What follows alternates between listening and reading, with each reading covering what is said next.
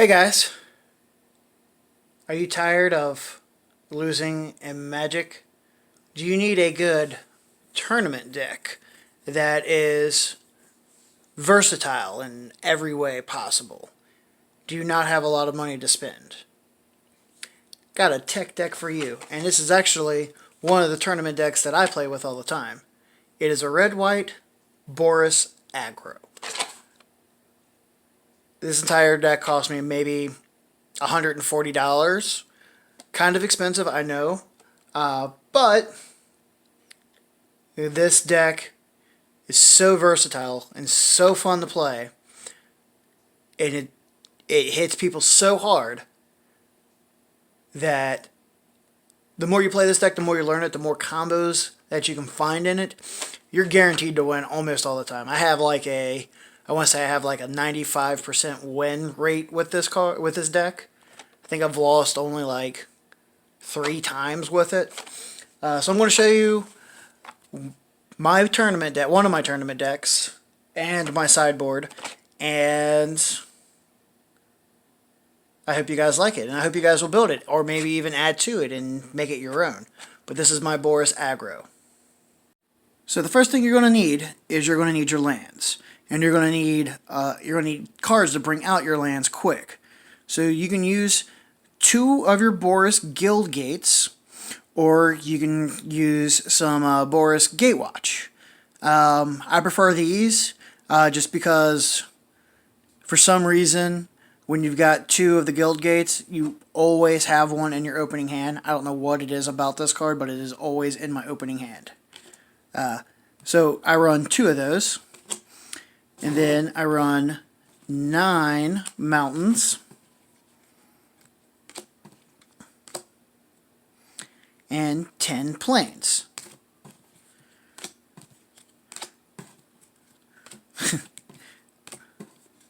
Red-white deck. Alright, and this is Boros. So, if you're not familiar with how Boros works, that is muster up a ton of tokens and hit them really hard and really fast. So, you're going to want some Boros charms, of course, because it's Boros. And you choose one. I love this card because you can deal 4 damage to the target player, or permanent you control, permanents, plural, you control are indestructible this turn, which means nothing can negate that damage, or target creature gains a double strike until the end of turn, so you're hitting them twice. When you play this card, make your options on what you want to do. You can hit them really, really hard if you've got enough combos, or you can build up and hit them even harder with your creatures. You can finish a game. Love this card. It deals so much damage and it's so versatile. So I run 3 of those, and I will always have one in my opening hand, it seems. If you're going to run a Boros, you need an Assemble the Legion.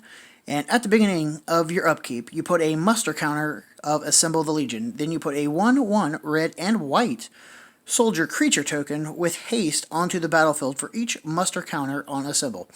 So every time, if you can get this out early, every time it gets to your upkeep, you get more muster counters, more tokens, and they all attack at once. Beautiful card, beautiful enchantment. Enchantments are hard to get off the field, because there's not really a lot of really OP enchantments. A lot of them are just auras. So this is a beautiful card to throw in your deck, and when you can get it out, it usually pisses people off, because then they're going to focus on getting this out of the field. You want some legendary creatures, right? You need an Aurelia, Exemplar of Justice. She is flying and is a mentor. And whenever the creature attacks, put a 1/1 counter on target attacking creature with lesser power.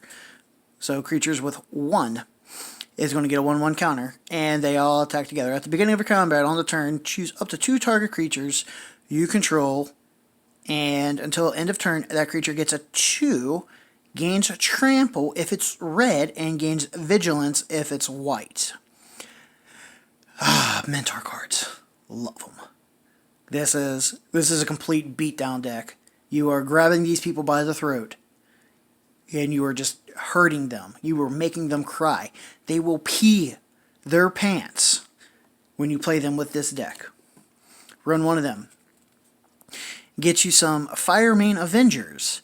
It's an angel, so it's flying, and it has Battalion. And so whenever the Firemane Avenger or at least 2 other creatures attack, Firemane Avenger deals 3 damage to the target creature or player, and then you also gain 3 life. Power of 3.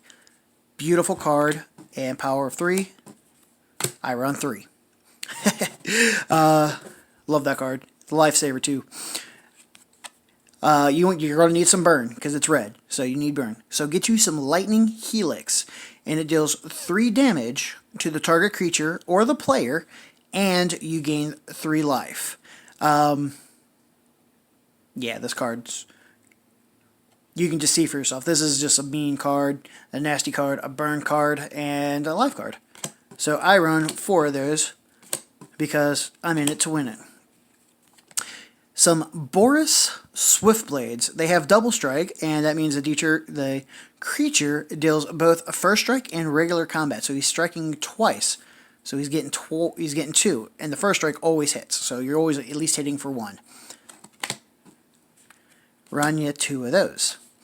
Boros Challenger, another mentor, and so whenever this creature attacks, whenever he attacks, put a 1/1 counter on a target attacking creature with lesser power, another 1/1 on a creature with 1.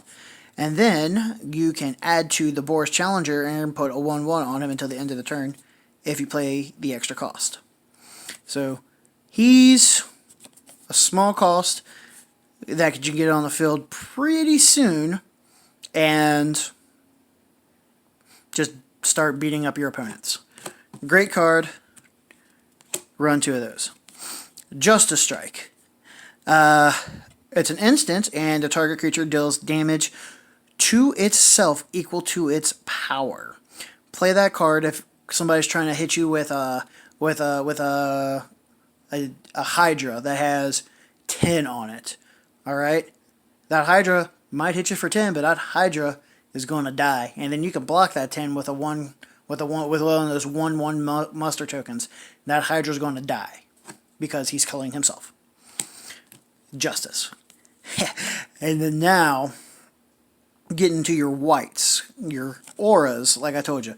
Get you Spirit Mantle. This card, I swear to God, will win you so many games. You'll have so many people just quit as soon as you pull this and put this on any of your creatures. The enchanted creature gets a 1/1 and has protection from creatures. So creatures can't attack your creatures. Only spells and enchantments can. And yeah. Yeah, this can make your creatures just beautiful card. Love it. And so run 2 of those. You're running some white, so you want some lifelink, and what better lifelink to have than something with flying, because people aren't really going to block flying. So get you some Sungrace Pegasus. It's a low cost, a low hitter. You can get them out really early. They have lifelink, so the damage dealt is always going to give you 1 back. He's got flying, so like I said, you're probably always going to hit them and get 1 life back.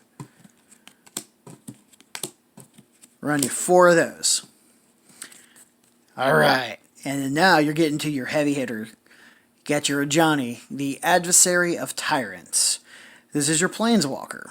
If you can get him out, you're pretty much going to win the game right then and there, because they're going to target this guy to get him off the field as soon as possible, which lets you build up the rest of your muster counters, your targets.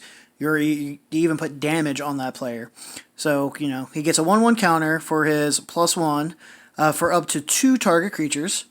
You can return a target creature card with coveted mana cost of 2 or less from your graveyard to the battlefield, and you get an emblem at the beginning of each end step. You get a 1/1 white creature token with lifelink. And that's his ulti. And he's not far from that at all. So, like I said, this is the Planeswalker that people do not want to see in a Boros deck, because he's going to beat you up, and he's going to make sure that you don't die. He's going to get you all that stuff, and they're going to get, once he gets them off, then you're pretty much stacked. And if you're running a Johnny, you might as well need the Johnny's Welcome. And that's whenever a creature enters the battlefield under your control, you gain 1 life. If you can get that out turn 1, you're going to have so much life, especially by like turn 5, turn 6, when you're pulling out 3 and 4 creatures at a time. You're going to get so much life with that. You're playing in a tournament, and so when you're in a tournament, you need some field wipes. So get you the Wrath of God, and it destroys all creatures, and it can't be regenerated. Yes, that's going to get rid of your creatures as well, but don't worry about it. Don't worry about it, because if you're going to use this, this is like last ditch. This is to clear that battlefield because they have the upper hand on you, and you don't want them to have the upper hand when you have a Boros, because Boros is about getting the upper hand quick and just laying it in. Run that one. And you want to run another one. So get your Day of Judgment, and that one just destroys all creatures. They can be regenerated from your graveyard, or from the opponent's graveyard, so be careful with that one. This one could be like an early game. Get rid of them because you have nothing in your hand and you want to restart. That's our early one to get rid of creatures. It's a good card. You want to play both of those. So have both of those in your hand, and then hopefully you can just hold on to them so you can play these. Remember, versatility. And with that, you're probably going to play some people that have artifacts and enchantments you don't like. So you need some wear and tear. So you can pay the wear and destroy a target artifact. You can pay the tear and destroy a target enchantment. Or you can fuse them, pay both costs, and get rid of an artifact and an enchantment. Beautiful card to have. Got you an adventure card here, and it's the Embereth Shieldbreaker. That destroys a target artifact for 1 cost.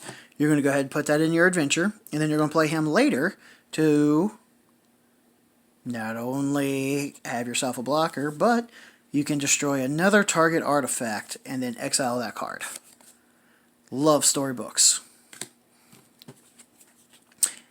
Berserker's Onslaught. This is the one that you're going to win the game with 9 times out of 10. You throw this out, the game's over in like 2 turns. The attacking creatures you control have double strike, so everything on that you have is going to attack twice. You're usually going to win the game in like 2 turns with this card, with this enchantment. This is one for somebody who's going to probably play green. And so whenever a land enters the battlefield, Zuzu, the Punisher, deals 2 damage to the land's controller. So when you play this card, do it for people who are trying to get that mana ramp. They're going to basically kill themselves. But be careful what you play. This deck is amazingly suited for 3 lands. 1 plain, 1 mountain, and 1 that does both. One of the guild gates. Does amazing on that. I've won 6 or 7 games on just 3 mana. I've beat an Oko deck with just 3 mana. Beautiful card to do. It will just eat up your opponent.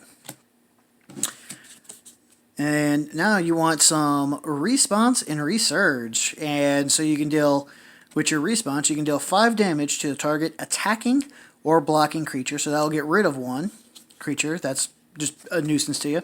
Or you can resurge, and creatures you control gain first strike and vigilance until the end of turn, and then after the main phase there is an additional combat following that. So you get your first strike, your vigilance, basically a double strike. So if you got double strike, you're on creatures, you're going to get like 4 shots on them. Beautiful card to play.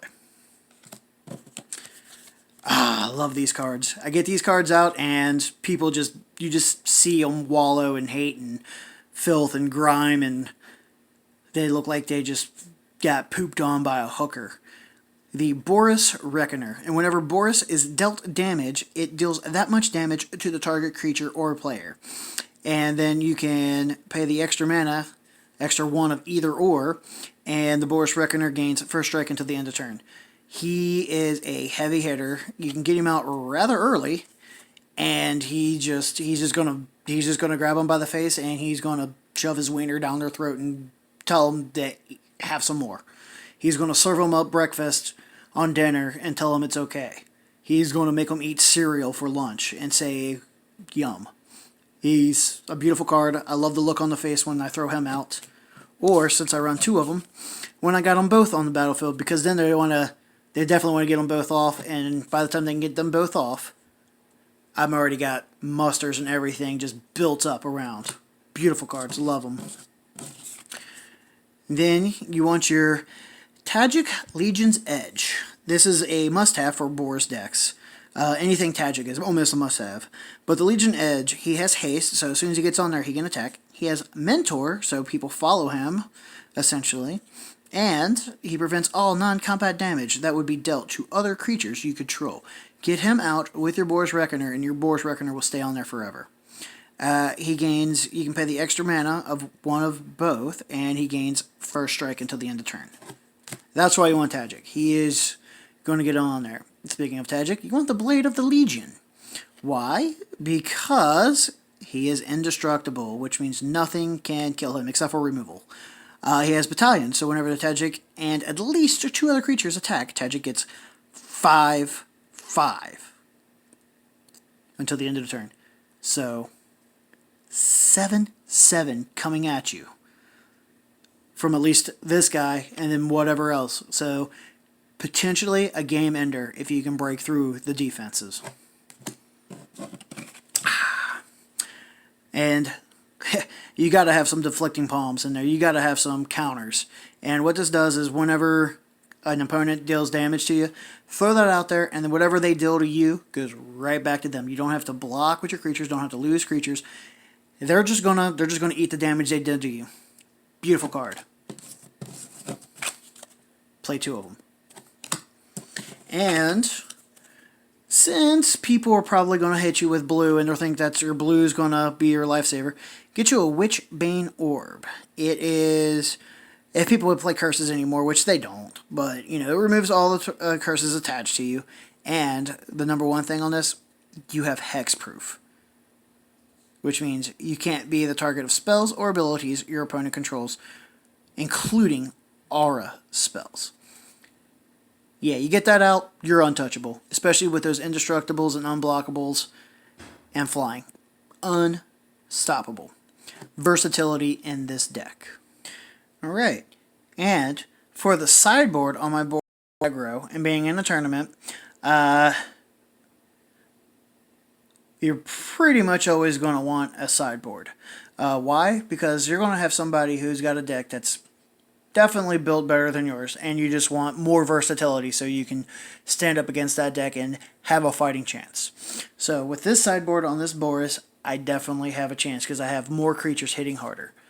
I have Torbran, the Thane of the Red Fell, and if a red source you control would deal damage to an opponent or a permanent an opponent controls, it deals that much damage plus 2. So whatever damage plus 2. He's mean. He's an Oko killer, by the way. That's why he's in my sideboard, because he will destroy an Oko. You want your Scorching Dragonfire, which is an instant, and it deals 3 damage to a target creature or planeswalker. If that creature or planeswalker would die this turn, exile it instead. Removal. Low-cost removal. You blow your house down, another sorcery, and up to 3 targets can't block the turn, and destroy any of them that are not walls. That just opens up a gate for you. That's all that does. Good sorcery, though. Retreat the Valakut. It is a landfall, so whenever land enters the battlefield under your control, you get to choose either target creature gets a +2 until the end of the turn, or the target creature can't block this turn. Good enchantment. Either you're going to build up a creature, or you're going to give yourself a gateway. If you got red, you almost always want to run Lava Coil. Why? Because it deals 4 damage to the target creature, and if the target creature would die, it gets exiled. That is just a removal, so throw you 2 of that. Another Justice Strike, just in case you need one, and it deals damage equal to itself, equal to the power. Excuse me. Yeah, I just had a stroke there or something. So you want to throw another Justice Strike in there. That just makes the opponent's creatures attack themselves, essentially. Great one. You always want to throw in a good kicker, and Fight with Fire is probably one of the best kickers. It is, you pay the additional cost, and here's why. Without it, Fight with Fire deals 5 damage to a target creature. If it is kicked for the extra cost, then it deals 10 damage divided as you choose among any number of targets. Those targets include players and planeswalkers. So you can remove a planeswalker that has like 4 loyalty and then throw the rest on the player with this kicker. It's a good card to have in the sideboard. It's a good card to run into your main deck too, your main board. But I do not, because my main board is too versatile as it is right now. So this is usually for people who run blue. Another Deflecting Palm, because you can't have her. You can have too many, which is more than 4, but you know, you can't really ever have too many Deflecting Palms. Another Response and another Resurge. Of course, that's just another removal tactic. Some more Wear and Tear. Destroy target artifact, destroy enchantment, or both. Got you 2 more of those. And get you a Giant Killer, another storybook, and it is an instant that destroys a target creature with power 4 or greater. So if you got those high hitters on there that are just in your way and you know you can't get them out, sideboard your Giant Killer. Get rid of him with an instant. And then you can play him and you can tap a target creature, so put him to sleep. And he's super low cost. Good one. Great card. Of course, you want your Spirit Mantle again. You can throw another one in there because there was only 3 in that deck. So here's your 4th one if you just needed that extra untouchable boost. And this is up to you if you want to throw it in there or not. I throw it in there against people who are spell slingers, burners, anything like that. So if they're playing mono blue, mono red, blue red, this just is another way to make you hexproof, and you can, if you have it in your opening hand, you can play it without any cost. I wouldn't do any more than 1 of these. Some people might throw 4 in there, and if you don't get it, you got 4 cards that you can't really use. You're still going to get hexproof, but it's kind of a high cost. So if it's not in your opening hand, it's kind of useless to have, because Witchbane Orb is another hexproof that's a lot lower cost. So that's up to you if you want to throw that one in your sideboard. I've played like 3 games with it. It's come in handy like once maybe. But there's your sideboard for the Boros Aggro. There you have it, guys. That is my Boros Aggro tournament deck that has a 95% win rate on it. Like I said, I think I've only lost like 3 games on that. One of them was to a Pirates deck. I can't remember what the other ones was. I think one was a straight burn deck. Yeah. It doesn't lose. It's way too versatile, and the more you play it, the more combos you're going to learn in it. And with anything in Magic, as long as you get those hands that you need, you're going to win. That's why you build your deck, is to win. Unless you're one of those people who just don't really care and just build decks that are fun. Those annoying decks, I do have a few of those. They're a lot of fun to play. If you just don't really care and you're just playing with your friends and drinking or whatever. But, you know, like always, guys, like, comment, and share. Tell me what you think about this deck. Tell me if you would use it. Tell me how you would beat it. Let's have a discussion on what you could use to beat my Boros Aggro, which I could almost guarantee you won't. Like I said, he's won like 4 tournaments already, and he has like a 95% win rate. But there you have it, guys. Until next time.